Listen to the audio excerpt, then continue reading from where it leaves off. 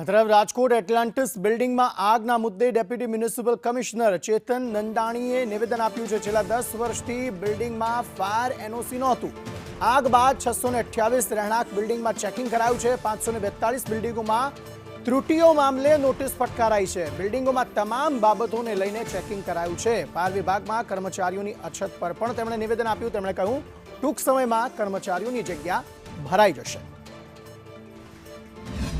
હાલ જે આપણને વધારાનું માનવબળ મળ્યું છે, જે ફાયર પ્રિવેન્શન વિંગ અંતર્ગત આપણને જે વધારાનું માનવબળ મળ્યું છે, એનાથી આપણે એ ચેકિંગને વધુ સઘન બનાવ્યું છે। અને હાલ હું માનું છું છેલ્લા થોડા સમયમાં 500થી વધુ આપણે મિલકતોનો સર્વે કરી અને જ્યાં ત્રુટિઓ હતી ત્યાં આપણે નોટિસ આપેલ છે। આ પ્રક્રિયા નિરંતર ચાલુ રહેશે। એટલે એટલાન્ટિસ બિલ્ડિંગમાં પણ આપણે 2 નોટિસ તો ઓલરેડી આપેલી હતી, એટલે આપણી જાણમાં હતું, એ લોકોની બી જાણમાં હતું જે થયું।